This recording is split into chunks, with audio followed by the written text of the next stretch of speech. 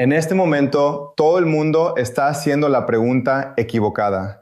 Los medios de comunicación preguntan si Irán está perdiendo. Los mercados preguntan si el petróleo va a dispararse. Los políticos preguntan si otro conflicto regional puede contenerse. Pero la pregunta real, la pregunta verdaderamente peligrosa, va mucho más al fondo que todo eso. ¿Qué hace un Estado cuando cree que las viejas reglas ya no garantizan su supervivencia? Piénsenlo con cuidado, porque la historia se vuelve extremadamente impredecible en el momento en que los líderes dejan de pensar en términos de diplomacia convencional y comienzan a pensar en términos de supervivencia existencial. Y esa es precisamente la atmósfera en la que estamos entrando ahora mismo en el Medio Oriente. Miremos la situación desde la perspectiva de Teherán por un momento. Su infraestructura militar ha sido golpeada repetidamente. Instalaciones clave han sido dañadas. Su influencia regional está siendo desafiada. La presión económica está aplastando la vida cotidiana dentro del país. Su moneda se ha debilitado. Su población está frustrada. Su disuasión estratégica está siendo cuestionada abiertamente frente al mundo entero. Para los observadores externos, especialmente en Washington y Tel Aviv, esto parece la etapa final de presión antes de la capitulación. El razonamiento es simple. Eventualmente, el lado más débil acepta la realidad. Pero la historia casi nunca funciona con esa limpieza, porque los estados sometidos a presión extrema con frecuencia se vuelven más peligrosos, no menos. Esto es importante de entender. La racionalidad cambia cuando la supervivencia misma se convierte en el cálculo central. Un gobierno que cree que todavía tiene opciones actúa con cautela. Un gobierno que siente que el tiempo se le acaba empieza a buscar movimientos que redefinan por completo el campo de batalla. Y por eso este momento importa tanto. A lo largo de la historia moderna, los grandes choques geopolíticos ocurren precisamente cuando las potencias dominantes creen que sus adversarios no tienen respuesta viable. En 1914, las potencias europeas creyeron que entendían la escalada. Estaban equivocadas. En 1941, los planificadores estadounidenses creían que la presión económica sobre Japón forzaría una contención estratégica. En cambio, Japón apostó por Pearl Harbor porque su liderazgo concluyó que el declive lento era más peligroso que la confrontación inmediata. Durante la Guerra Fría, una y otra vez, los actores más débiles encontraron formas no convencionales de compensar su inferioridad militar. Los estrategas iraníes estudian esos ejemplos con obsesión. Saben que no pueden igualar a Estados Unidos de manera convencional. No pueden superar el gasto estadounidense. No pueden igualar la producción de la industria militar norteamericana. Así que se concentran en el apalancamiento. Apalancamiento asimétrico, apalancamiento estratégico, apalancamiento económico. Y aquí es donde las cosas se ponen interesantes. La mayoría de las personas, cuando escuchan la frase represalia iraní, imaginan misiles, ataques aéreos, milicias, ciberataques. Pero el arma más poderosa de Teherán puede no ser militar en el sentido tradicional. Puede ser la geografía. Entiendan esto con claridad. La economía global todavía funciona sobre arterias energéticas que pasan directamente por uno de los puntos de estrangulamiento más vulnerables del planeta. El estrecho de Hormuz no es simplemente una vía fluvial estrecha. Es una de las válvulas de presión centrales de la economía mundial.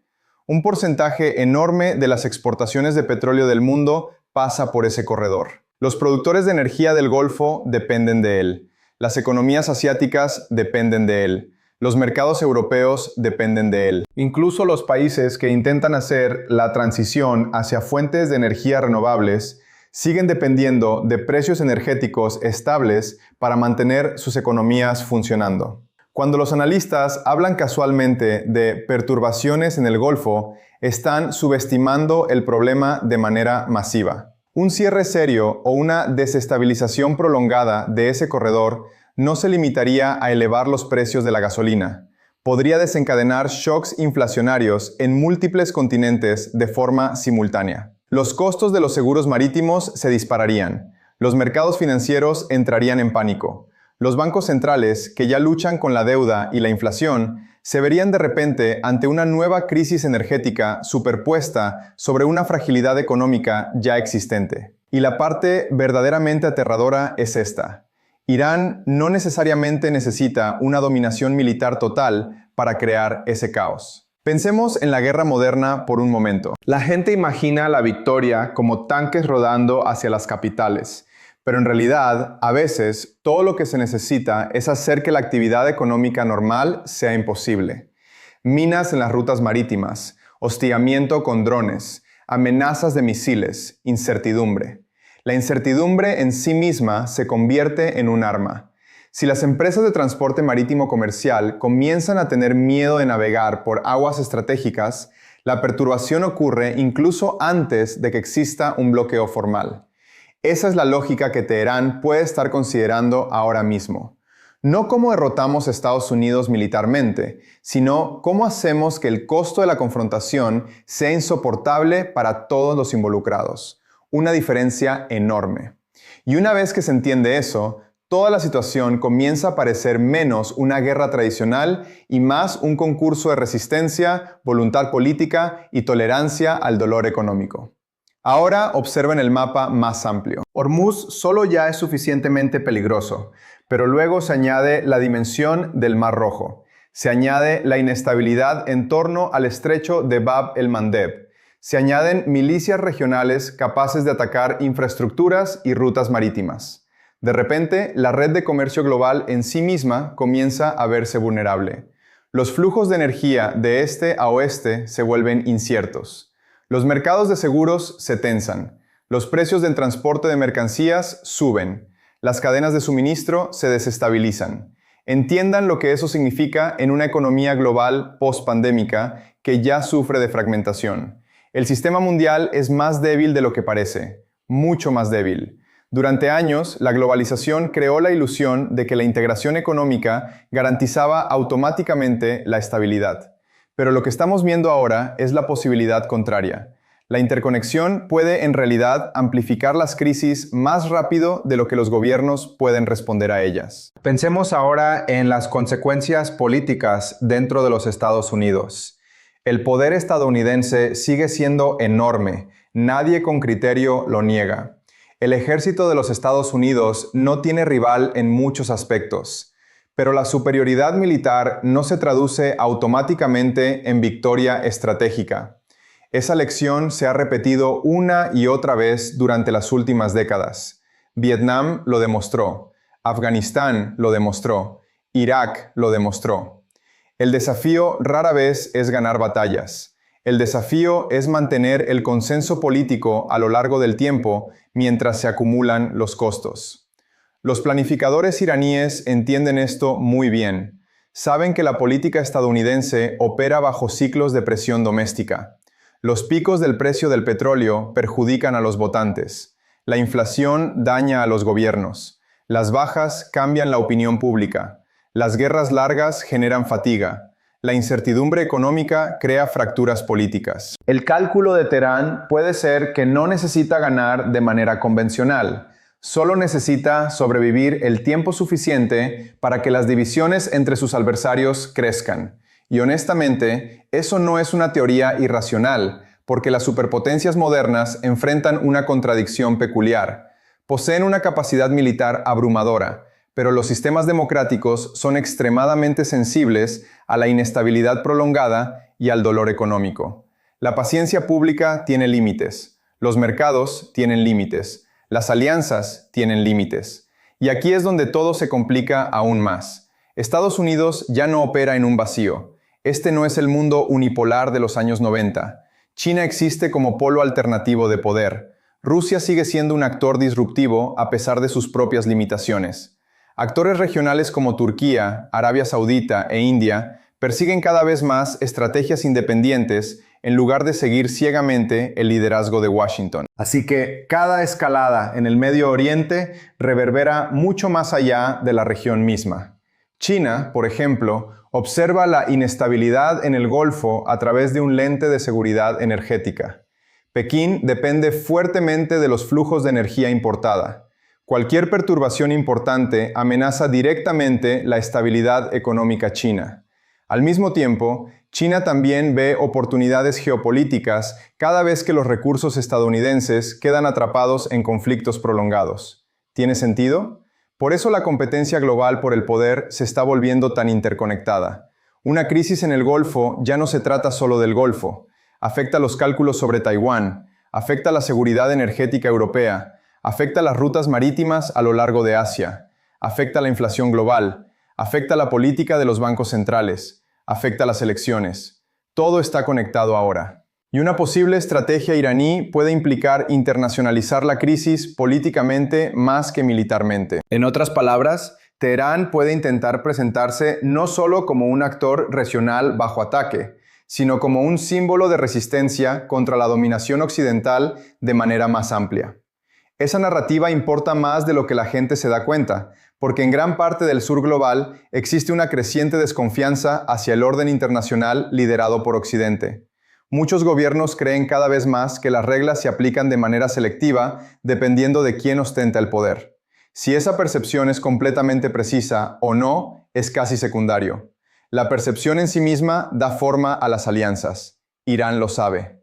Entonces, mientras las audiencias occidentales se enfocan en misiles e intercambios militares, Teherán también puede estar pensando diplomáticamente. ¿Cómo profundizamos los lazos con China? ¿Cómo acercamos más a Rusia? ¿Cómo convertimos la presión de las sanciones en una narrativa de coalición más amplia contra Occidente? ¿Cómo sobrevivimos no a través del aislamiento, sino insertándonos dentro de las rivalidades geopolíticas emergentes? Piensen en las implicaciones de eso por un momento. Si Irán se transforma de una crisis regional en un campo de batalla simbólico dentro de la mayor competencia entre Estados Unidos y China, entonces las apuestas aumentan dramáticamente. De repente, la desescalada se vuelve más difícil porque cada gran potencia comienza a ver el conflicto a través del prisma de la credibilidad y la influencia. Así es como las guerras regionales se convierten en puntos de inflexión globales. Y la historia está llena de ejemplos en los que los líderes creyeron que la escalada seguía siendo controlable justo hasta el momento en que dejó de serlo. En 1914, todas las potencias pensaron que la movilización intimidaría a los oponentes para que cedieran. En cambio, Europa se destruyó a sí misma. En 2003, los planificadores estadounidenses imaginaron que Irak se convertiría en un aliado democrático estable relativamente rápido. En cambio, la región entró en décadas de inestabilidad. En Libia, la intervención eliminó un régimen, pero creó vacíos de poder que extendieron el caos por todo el norte de África. El patrón se repite constantemente. Los responsables de las políticas suelen subestimar los efectos secundarios y terciarios del uso de la fuerza. Y uno de los mayores malentendidos en el análisis geopolítico moderno es la creencia de que las sociedades colapsan mecánicamente bajo presión. La realidad es más desordenada. Los ataques externos a menudo fortalecen la identidad nacional en lugar de debilitarla. Las poblaciones enojadas con sus gobiernos pueden repentinamente unirse detrás de ellos cuando potencias extranjeras intervienen militarmente. Miremos la historia.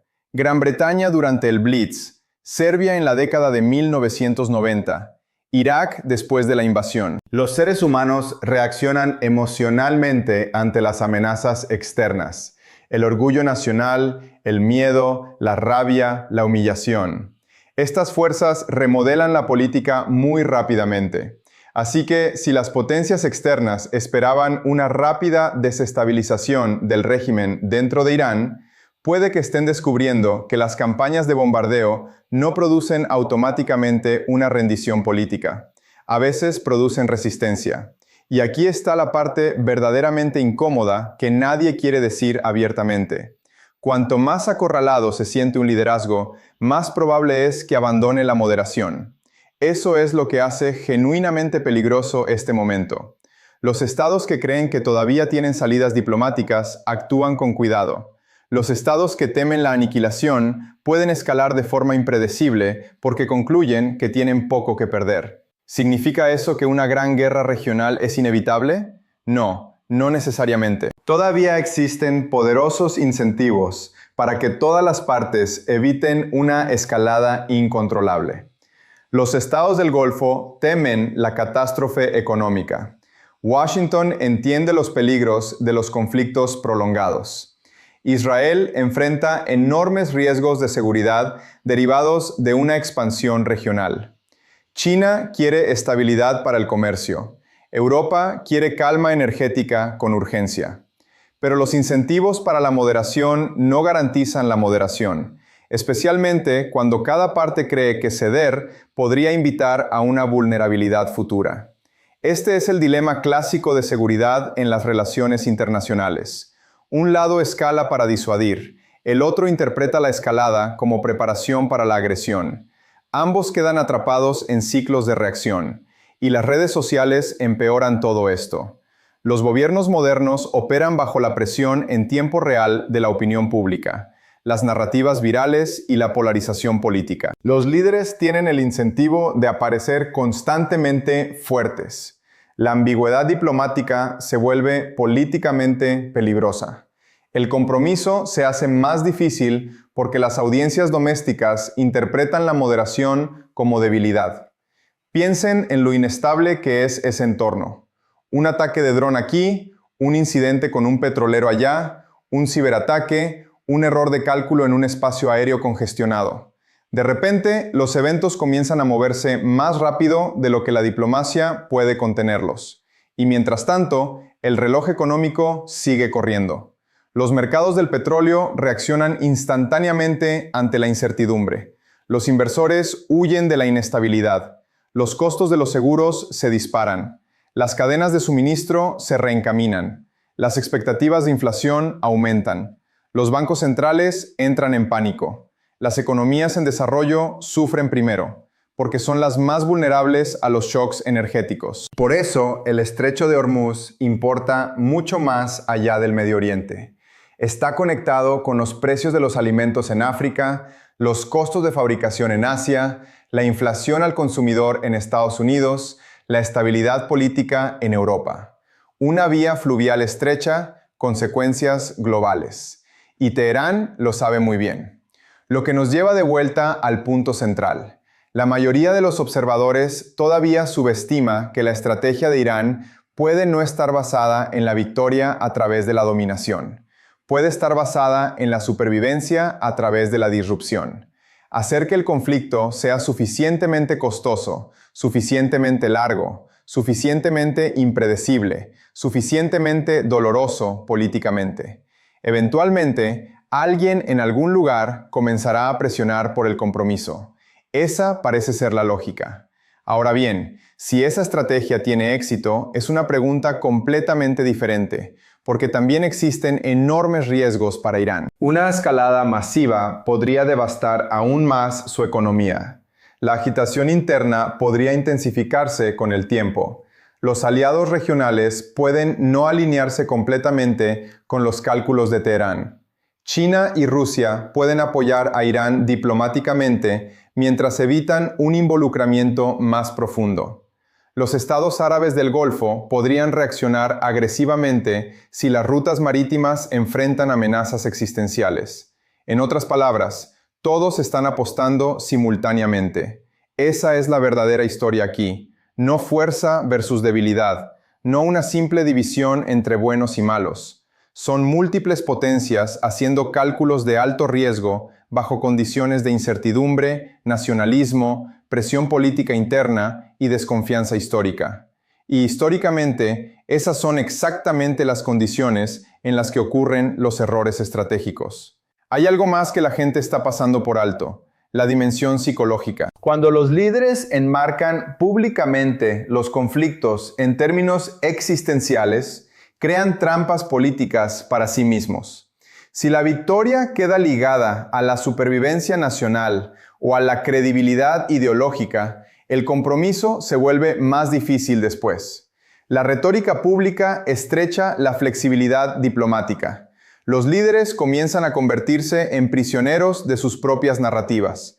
Hemos visto esto muchas veces antes. Y una vez que las guerras se vuelven emocionalmente simbólicas en lugar de puramente estratégicas, la escalada adquiere su propio impulso. Por eso el silencio que viene de Teherán en este momento importa tanto. No porque el silencio en sí mismo sea dramático, sino porque las grandes decisiones a menudo se toman en silencio antes de que el mundo comprenda plenamente sus consecuencias. Los mercados reaccionan después, los gobiernos reaccionan después, las poblaciones reaccionan después. Pero la planificación estratégica ocurre mucho antes de que los titulares se pongan al día. La historia rara vez anuncia claramente los puntos de inflexión mientras están ocurriendo. La mayoría de las personas solo los reconoce después. En el momento, los eventos se sienten confusos, fragmentados, inciertos, con narrativas en competencia por todas partes, expertos en desacuerdo, gobiernos improvisando, mercados financieros fluctuando salvajemente. Nadie entiende completamente hacia dónde van las cosas, y sin embargo, años después, los historiadores miran atrás y dicen, ese fue el momento en que el sistema comenzó a cambiar. Puede que estemos entrando en uno de esos periodos ahora. No necesariamente porque una sola batalla cambie todo de la noche a la mañana, sino porque la inestabilidad prolongada en el Golfo podría acelerar transformaciones globales más amplias que ya están en marcha. Globalización fragmentada, bloques de poder en competencia, inseguridad energética, sobreextensión militar, nacionalismo en aumento, fe debilitada en las instituciones internacionales. Todas estas tendencias ya existían. Una crisis mayor con Irán podría intensificarlas todas simultáneamente, y por eso el análisis simplista se vuelve peligroso. Las personas que buscan respuestas fáciles pueden perder completamente la escala de lo que se está desarrollando bajo la superficie, porque esto no es solo sobre Irán, es sobre si el sistema internacional actual todavía puede absorber grandes shocks sin espiralar hacia confrontaciones mayores. Es sobre si la interdependencia económica crea estabilidad o vulnerabilidad. Es sobre si la supremacía militar todavía garantiza resultados políticos. Es sobre si los conflictos regionales pueden seguir siendo regionales en un mundo donde todo está conectado. Esas son las preguntas reales ahora, y honestamente nadie conoce todavía las respuestas. Ni Washington, ni Teherán, ni Pekín, ni Jerusalén, ni Bruselas. Todos operan con información incompleta mientras intentan evitar un error de cálculo catastrófico. Esa incertidumbre es lo que hace que este periodo sea tan peligroso, porque los momentos más decisivos de la historia a menudo no son impulsados por actores seguros que ejecutan estrategias perfectas, sino por actores temerosos que improvisan bajo presión. Y ahora mismo la presión se acumula en todas partes.